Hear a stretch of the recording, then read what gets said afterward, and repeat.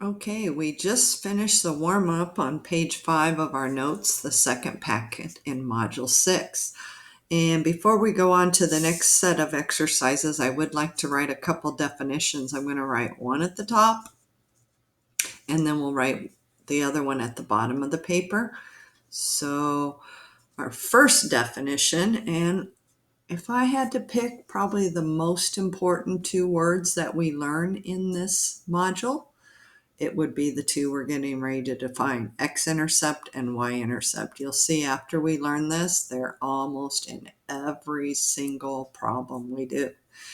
Another word for x-intercept, the x-axis is the horizontal axis, right? Is horizontal intercept. So where the graph crosses the x-axis would be the same thing as where the graph crosses the horizontal axis. So intercept just wants to know where the graph crosses the x-axis, or if you want to call it horizontal axis. So on this one, it's kind of hard to tell, but let's go ahead and make a definition here. So it's where the graph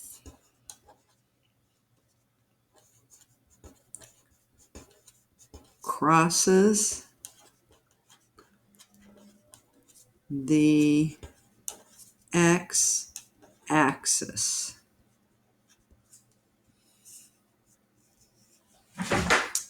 Think about your points on the x-axis. 1, 0, 2, 0, 3, 0, 4, 0. So can we make a conclusion here? Draw a deduction. Every time it's a point on the x-axis, 1, 0, 2, 0, 3, 0, y is 0. So we write the x-intercept.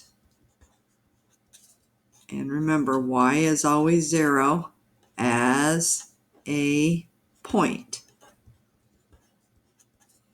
And that point's always going to be whatever the x is, comma 0.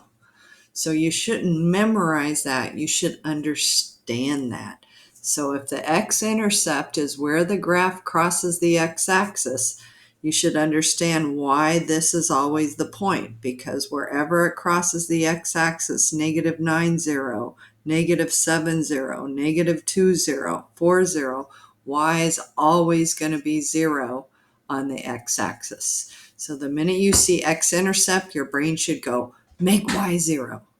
And you'll see y on the back page. So every time you write the x-intercept, make sure y is 0 in your ordered pair, and then write the point x where it crosses the x-axis. So you can probably guess what our second definition is going to be. So let's go down to the bottom of the page for this. So it's going to be the y-intercept. And what do you think its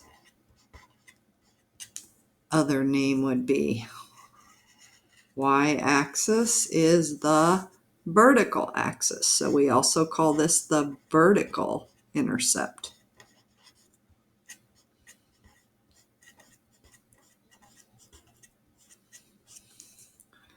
And it is the point where the graph crosses the y-axis.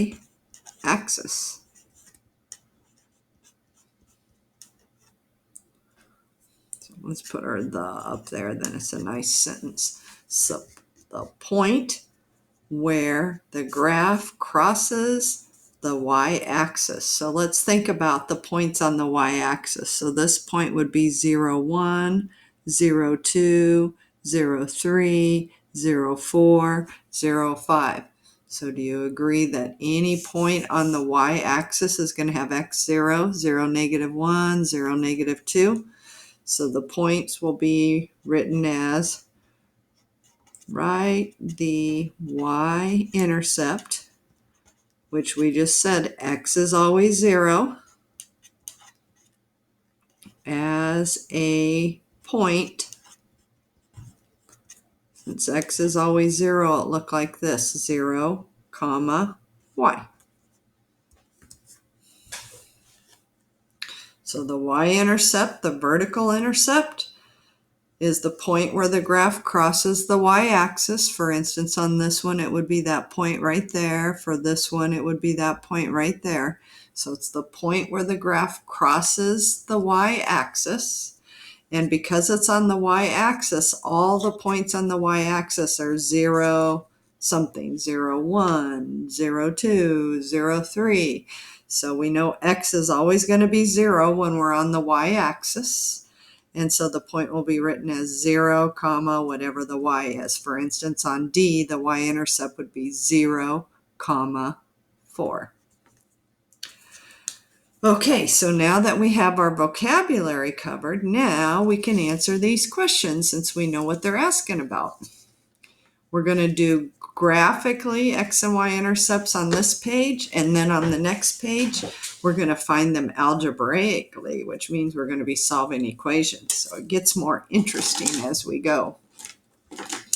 Okay, identify the X and Y intercepts. So the x-intercept, I look on the x-axis, and I go, where does this graph cross the x-axis? Oh, it crosses right there. And I know every point on the x-axis is something, comma, 0, because -1, 0, -2, 0, -5, 0, +2, 0. And I look and see what the x is, and the x is 3. So for the x-intercept, y is always 0, and then I pull the x value from the graph. So now I do the same thing, but with the y-axis. So the y-axis is 0, 1, 0, 2, 0, 3. So I know the y-intercept is 0, comma, something. And then I look to see what that value is, and it looks like it's 0, 4 for this graph. And anytime you want to shut off the video and work ahead, maybe shut the video off now and do B, C, and D, and then you can turn it back on and check your work. So I want you to know that you can shut it off at any time if you want to try and do some on your own rather than have me do every one for you, because you learn a lot more by trying it on your own. So feel free to shut it off and turn it back on at your leisure. Okay, now let's look at B. X-intercept. Well, I know every time it crosses the x-axis, y is 0, so I'm going to get that ready. And where does it cross the x-axis? Oh, look. Crosses right at the origin. So we know y is 0. Well, in that case, x is 0 too, right? And the y-intercept, every point on the y-axis has x 0. And what do you know? That one's the origin too. That's the only time these two will be the same, is when the graph crosses through the origin where the two axes meet, then the x and y intercept will always be 0, 0. Let's go ahead and write that y in.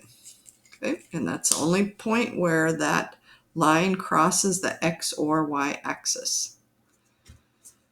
Okay, let's move our page up and answer the questions for C and D.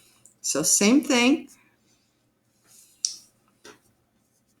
And trying to do C on your own first is a really good idea, because a lot of students miss this one in class when we do it in class. It's not exactly what you'd expect it to be. So x-intercept. X-intercept. So here's my x-axis. Well, I don't see the line crossing through anywhere here.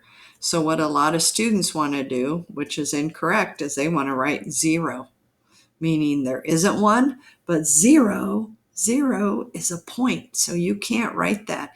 If there isn't an x-intercept, which means the graph never crosses through the x, as in this case, then you write none. Don't write 0, because 0 represents part of a point. So if it never crosses through the x-axis, you write none.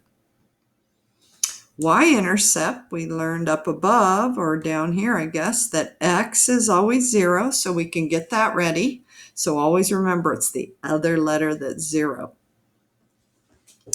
So X is 0, Y is 4. So this one has a Y-intercept of 0, 4, and it has no X-intercept because it never crosses the X-axis. And last, X-intercept. We know X-intercept always means Y is 0. So plug 0 in for Y. And we look on the X-axis and say, where does this graph cross the X-axis? Well, it crosses right there at -3, 0. Y-intercept, likewise, means X is 0, 0, 4. And the reason I always put the zeros in first is because that is a really commonly missed thing by students on the test. They'll write 0, -3 accidentally, or 4, 0. So I just always say, oh, it's the X-intercept, immediately make Y 0. Oh, it's a Y-intercept, make X 0. So it's always the other letter that's 0. So I put it in right away, and that way I never name my points backwards. Okay, let's turn over the page and work on page 6.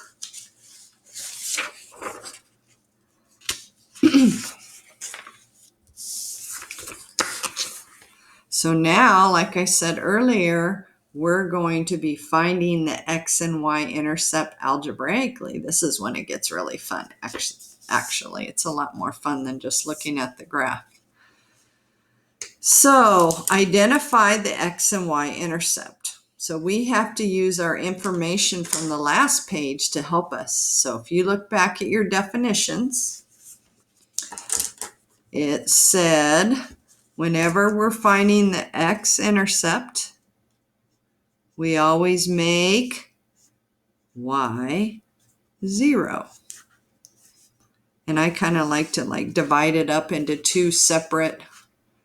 See, now I don't have you guys to yell at me and go, the paper's off the screen. Now I have to recognize it. So bear with me here while I'm learning this new technology. Okay, and then it also wants the Y-intercept. So then to find the Y-intercept, we have to make X 0. Just like we said, every point on the X-axis has Y 0, and every point on the Y-axis has X 0. So this is how we're going to find them algebraically, because we don't have a graph this time. We're supposed to make the graph from our answer.